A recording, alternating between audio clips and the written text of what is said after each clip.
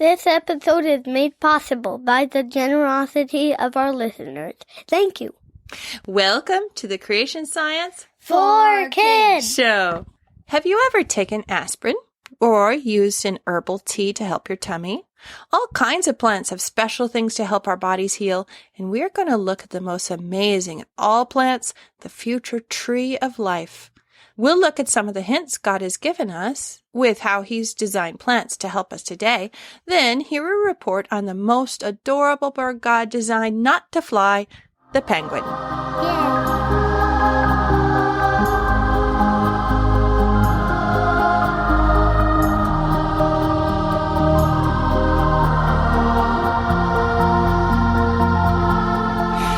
Praise the Lord. I will give thanks to the Lord with my whole heart, in the company of the upright, in the congregation. Great are the works of the Lord, studied by all who delight in them. Full of splendor and majesty is His work, and His righteousness endures forever. He has caused His wondrous works to be remembered. The Lord is gracious and merciful. Psalm 111, verses 1 through 4. This is episode 60 of the podcast where we learn about Jesus, our Creator, and His amazing world. Hi, I'm Sherry Fields, your host, and I'm joined today by my co-hosts, Stephen. Hi. And Timothy. Hi. To follow along with what we're looking at, check out the show notes, creationscience4kids.com/healingleaves. Okay, so we've already talked a bit about the tree of life, but I got to thinking about where else we run into the tree of life, because Adam and Eve had it in the Garden of Eden, but did it disappear when the flood came and wiped out the old world? For a while, but not forever. Stephen, would you read Ezekiel 47:12 for us, please?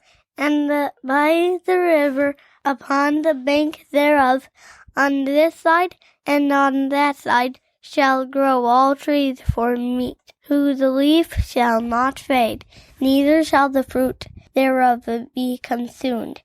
It shall bring forth new fruit according to his months, because their waters they issued out of the sanctuary, and the fruit thereof shall be for meat, and the leaf thereof for medicine. Thank you, Stephen. Now, this is a future tree when there's a future temple that hasn't been built. And right now, if the Orthodox Jews had the chance, they would rebuild their temple on the Temple Mount, but it would not look like the one that Ezekiel saw.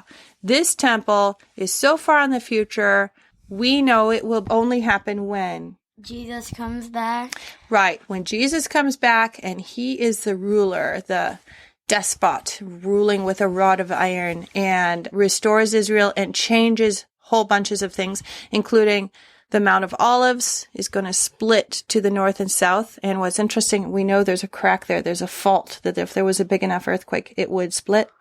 And out of where they build the sanctuary flows this water. And it's very special water, you can see, because this water has a power to make these trees grow. And what's special about these trees? What are they for? In the King James, when it says for meat, does it mean beef and chicken? No. What's it mean? For food. For food. So these trees are all the kinds of fruit trees, food trees, and their leaves never fade, so they're evergreen. And what's it mean by neither shall the fruit be consumed? Does that mean nobody gets to eat it? No. No, what do you think it could also mean? What would he be trying to say? It'll never run out. Like when an apple tree near us has its ripe apples in the fall, after a few weeks, they're all gone, and you won't get a new crop of apples until the next year. That's the way most trees are. Some continually produce, even now, like oranges, but these trees will always have new fruit coming as you pick the old fruit. And what's it say? How often does it have new fruit on it? According to his month. So that means you can tell the month by which fruit is growing. And it tells us why they're so special, because they're drinking the water that comes right out of the temple, that sanctuary. And the fruit will be for us to eat, for people to eat. And what about the leaves? This is why I wanted to talk about this. I know. It's for medicine. Yeah. it's going to be useful to help heal our bodies. Now, this, when you look, it's at a time where they're still having sacrifices. There is still death. This is not the eternal state. This is not where only the things that will live forever are around. This is the kingdom on earth. But that's not the only place we see it in the future. If you go to the very last chapter of the Bible and the second verse of Revelation 22, would you read it for us, please, Timothy?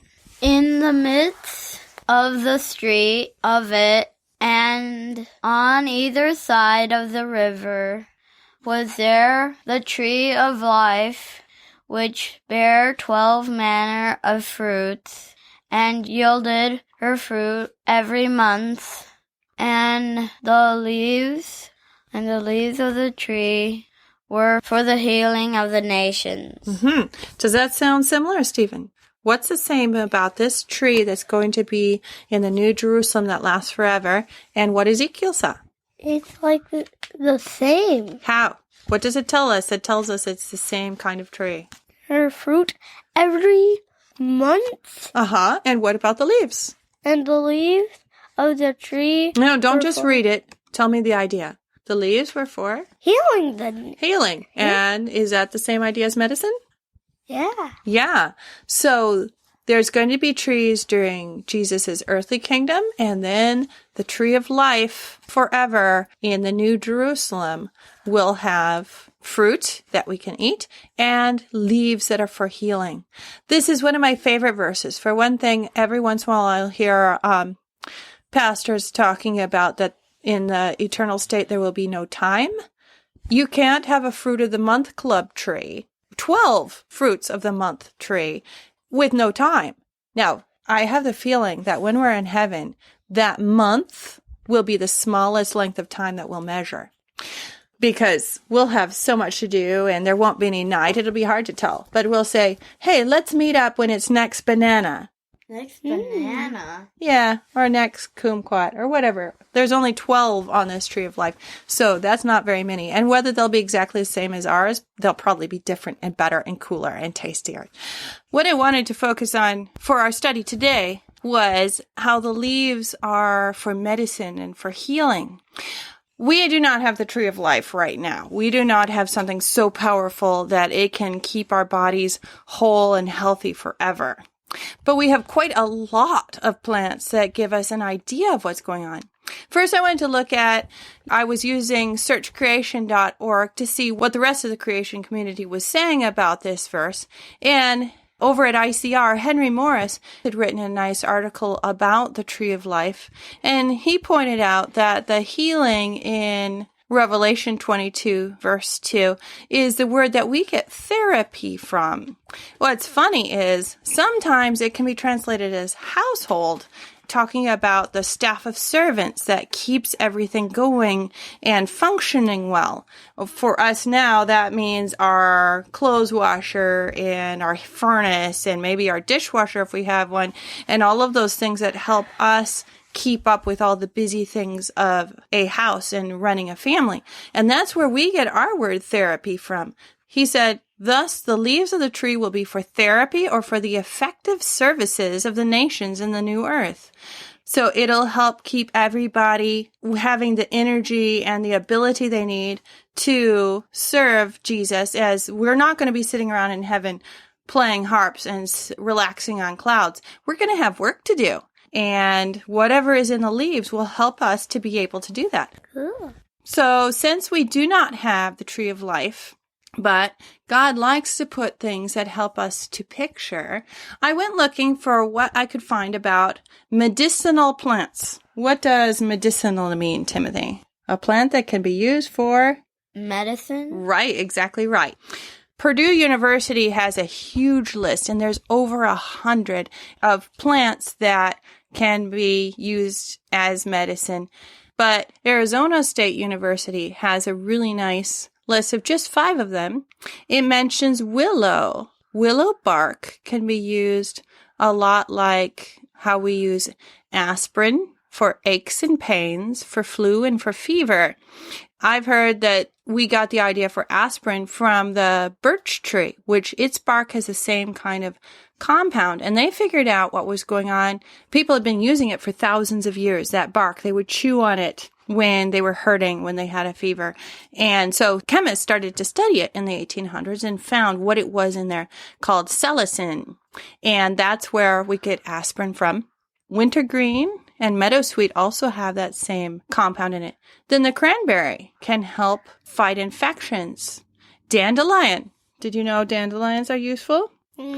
People brought dandelions to North America on purpose to grow in their garden because the bitter taste of the leaves actually helps you digest your food better. And it also has more beta carotene than carrots do. So it's excellent for your eyesight.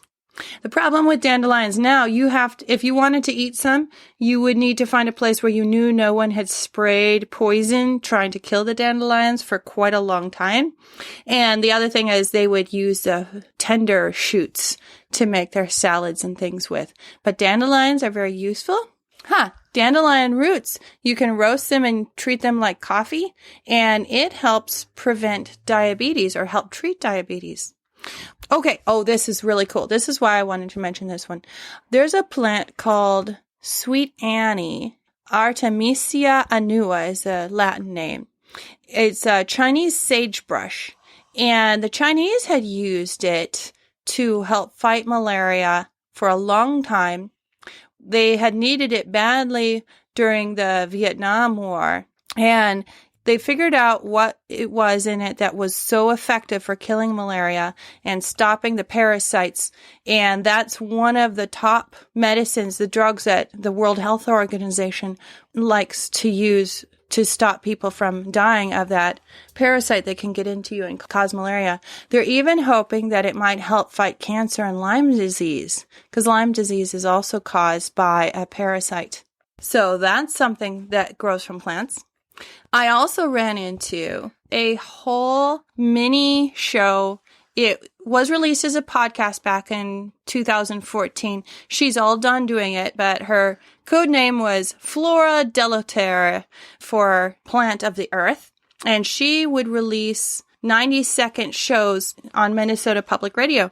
The Plant Detective is what I think you find it under iTunes and stuff. And she had over 50, close to 100 shows talking about all different plants that are used as medicine. Where I ran into it from Arizona State University, they had a podcast called Ask a Biologist, which you can also find there only in the archives now. They're not releasing anymore. But it was a really interesting conversation that they had together. So what I was looking for were trees that we use for medicine. And one of the ones that I wanted to know about the most was the linden tree. When I learned German, the word linden means to make better, to relieve. The big word that we could replace it with would be ameliorate, to make things not so bad, especially when you're sick. So it's like, why is this tree called helps you not feel so sick? And then at the grocery store, I saw that you could buy linden tea. So I was like, okay, so we're still using it to help us as an herbal tea. So what is it? And I was excited to see that on her Plant Detective show, she talked about the linden tree, and it is used to help you calm down. It can help your tummy when your tummy is upset. They give it to children when they're all tense or have trouble throwing fits and stuff, that it'll help you relax and not be so stressed out. So they actually use the flowers for that. So it's not exactly the leaves. So what does a linden tree look like? Does it look like a medicine tree? No. No, what do you know? Because we've got a lot of linden trees around us. What do they look like? Just a regular tree with, if you think of a leaf, that's what a linden tree's leaf looks like. Just a plain leaf. It's got pretty flowers. Like a syrup leaf? Like a what? Like a syrup leaf? Syrup? Like a maple tree leaf? Yeah. No. So it doesn't have as jagged. It's more like almost like the spade on a pack of cards, that kind of leaf shape. It has pretty flowers in the early summer that can smell very sweet, especially if you've got a bunch. We were once at a campground and the whole grove smelled super sweet because of all the linden trees. And then it has these almost helicopters that get really messy on your sidewalk when they're falling off. Yeah. So it doesn't look like that special tree, just pretty, but it can help your tummy when it's hurting. Then rooibos is something that we get a lot of herbal teas now. It makes a beautiful reddish brown tea. I've forgotten. It doesn't help that much, but it seems like it also helps your tummy. Sandalwood was something that I thought was fascinating. I've never heard of eating sandalwood. What's sad about that is to get the oil that sandalwood makes so special, you have to chop down the whole tree. So they're actually having trouble keeping poachers from stealing trees and chopping them all down before they can plant enough new ones to replace them. But what's cool about the oil is it helps fight viruses, whether it's the kind of virus that gives you cold sores or even more serious viruses, that sandalwood helps when you take it. And she didn't say how. And it also helps calm you down. So I'll have lists if you want to study more and check out the Plant Detective show. It's super short. She only has like 40 seconds where you're actually learning stuff, but it was very cool. And it helps us picture. Can you imagine, even when we have perfect bodies, Jesus with his perfect body still ate fish and honey. And God didn't want to make us so that we're like an endless robot that doesn't need anything. He wants us to have needs, but then gives us a way to fulfill those needs. And that's what the tree of life is going to be like for us. Okay, now I wanted to take a minute to tell you guys about our favorite guy on YouTube. He does a lot of visual things. He does puppets and all kinds of cartoons and drawings and stuff. So he's on YouTube. Brian, who runs, what's the name of his channel that you guys asked to watch? A Bit of Orange. A Bit of Orange.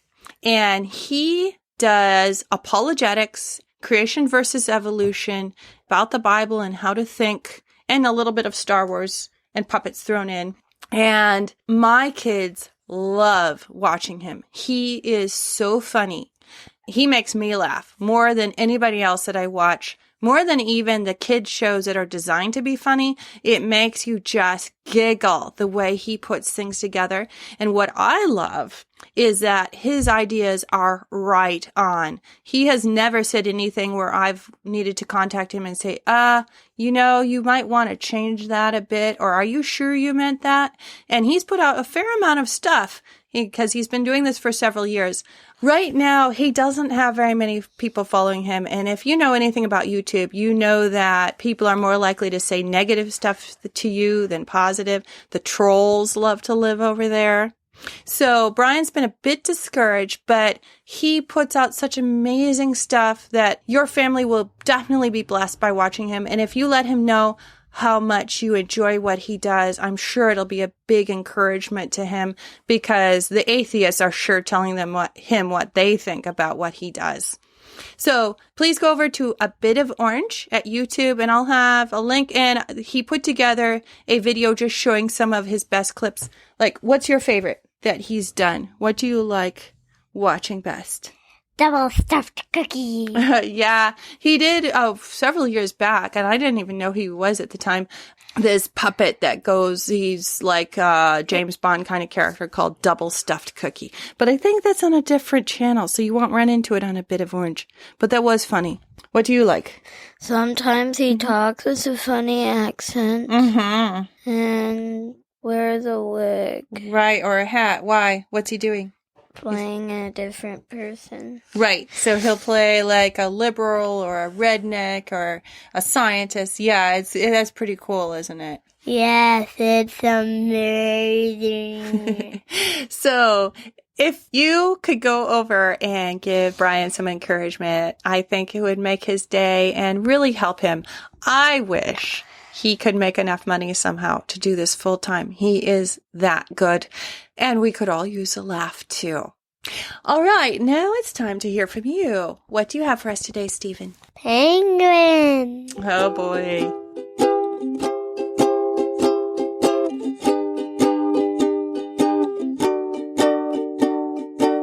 Penguins are my favorite animal. Uh-huh. What is it that you use to do most of your research for the report? What are you holding? My book. Uh-huh. So it's a National Geographic Kids Penguins book from Scholastic.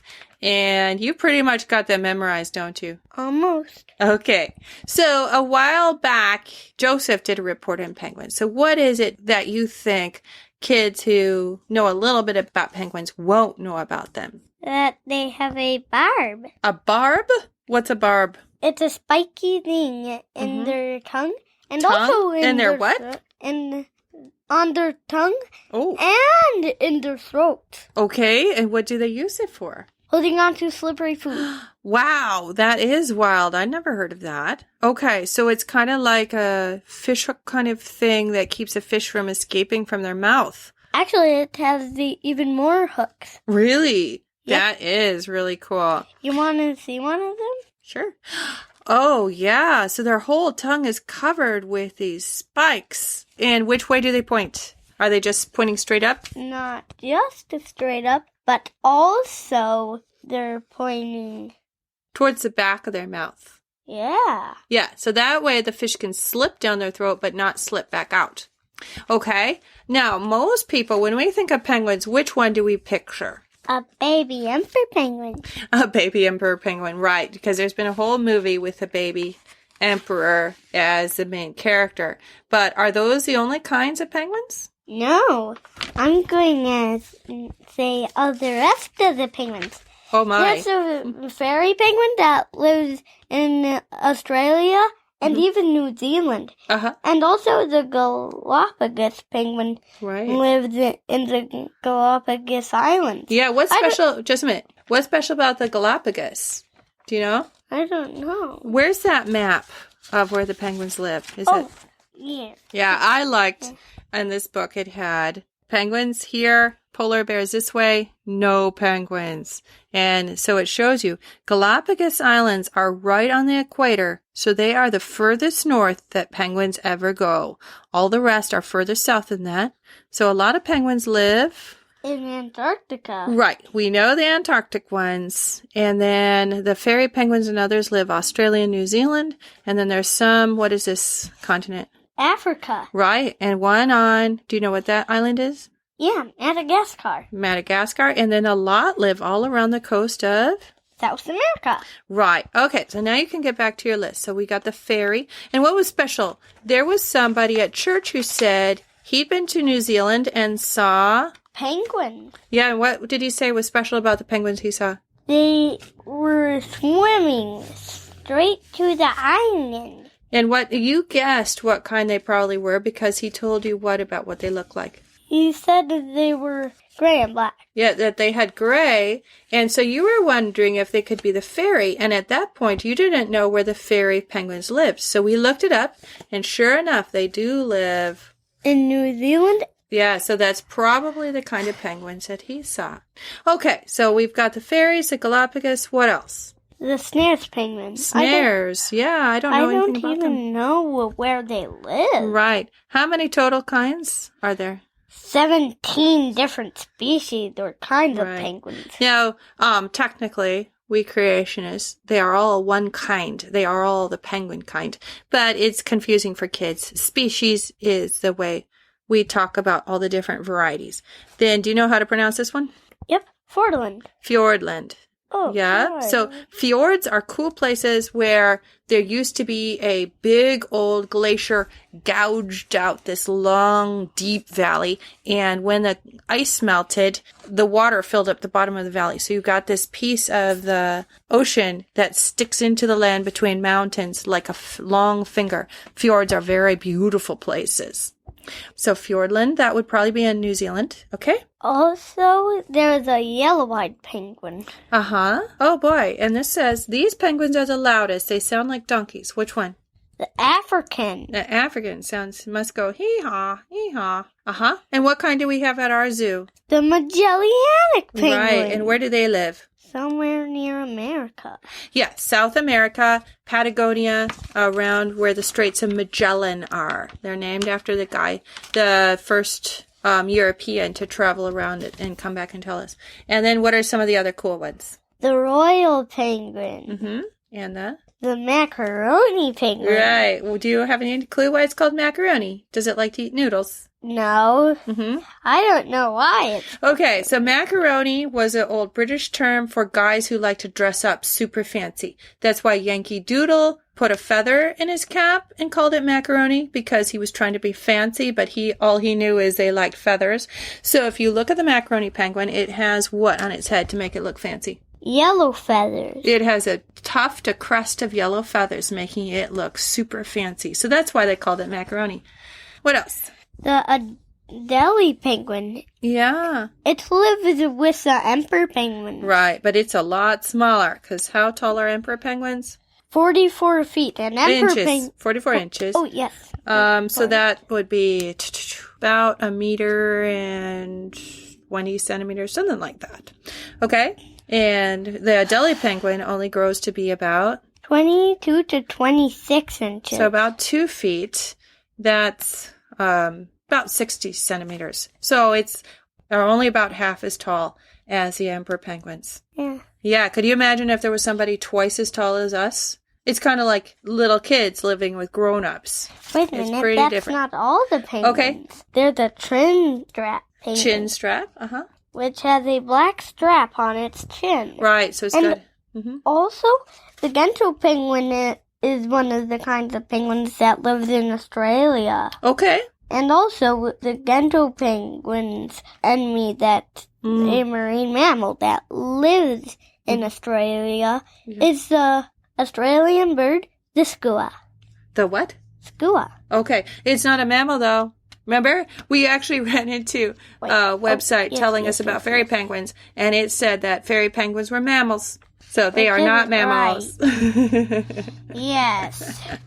But we get confused. Also, they're the king penguin. Uh-huh. The penguins don't fly, and they're fat. So I can see why people wouldn't be being as careful, because we forget that they're birds. Okay. So what else is cool about a penguin that you didn't know till you started studying about them? Their black feathers on their back makes it hard to see from above. Yeah, when would they need that? When they're walking around in the ice?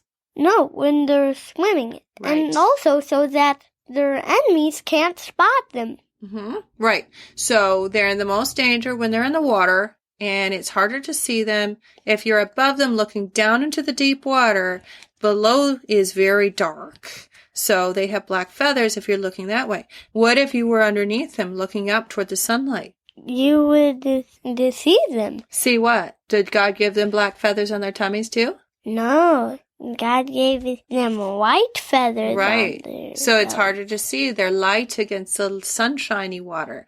Yeah, there are quite a number. If you pay attention, even dolphins and lots of fish, if they're deep water swimming out in the open water, they will often have dark backs and pale bellies so that they don't get spotted by predators like that.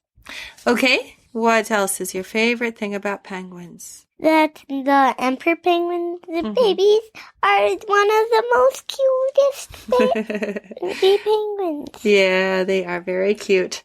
And God made them all super fuzzy. Do you remember how many feathers do they have? I don't remember. It's like 15 feathers per square centimeter, which a centimeter is about the size of a key on a computer keyboard.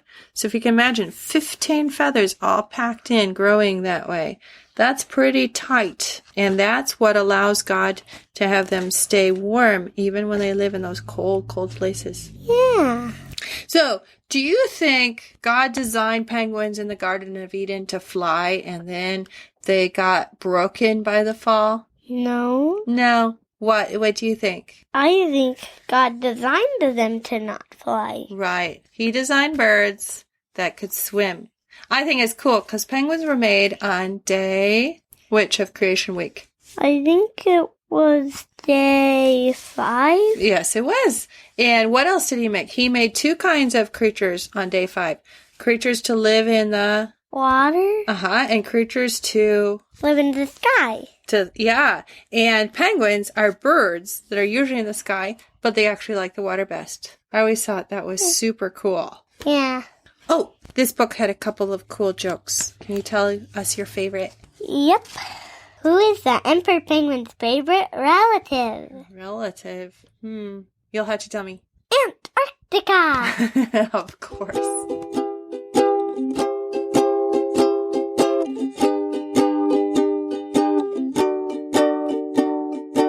Don't forget, you can find links to all the things we've talked about today by visiting the show notes page, creationscience4kids.com/healingleaves or /060 for episode 60.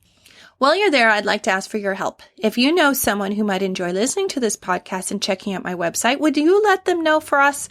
Every article I do, including today's show notes, has share buttons to make it super easy for you to pass on to your friends on Facebook or by email. You have amazing power to help your friends find out the truth for themselves. Plus, if you want to encourage us, leaving the show a rating on the Apple Podcasts directory is a great way to do that and help families looking for new podcasts to find us. Thanks. Are you on Facebook? We have a super secret clubhouse over there. We share photos and videos of cool things God has made. Like, what did we share yesterday? Do you remember the otters? What were they doing? They were juggling rocks. Right. So somebody had run into a video of otters juggling rocks, and we shared that at the clubhouse. And I share some behind-the-scenes info about what we're doing. You can even meet Squirt, our mascot. What is he? He's a nautilus. If you go to my Facebook page and message me, I'll help you get plugged right in. Or you can always email me. Has your show been a blessing to your family? Running this podcast and ministry isn't free, plus it takes a lot of time. We now have a Patreon account where you can help us out. If just a few of our listeners help out, even with just $1 a month, it will help cover basic expenses, and anything above that will help us improve things for the future. I've thought of a few cool rewards for you, including helping you send us your own recording, and I'm thinking of making CD collections as well. Visit cs4ks.com to find out how you can get involved. Do you like science? Got a subject you want to learn about? Or maybe you like telling stories. Remember, it's super easy to turn your smartphone into a recorder. And if you send me a report, story, joke, or interesting idea, I might use it in a future show. Head over to cs4ks.com to find out what to do. Well, this finishes up our show for today. Until next time, have fun treasuring our amazing universe and creator. Thou art worthy, O Lord, to receive glory and honor and power. For thou hast created all things, and for thy pleasure they are and were created. Revelation 4:11.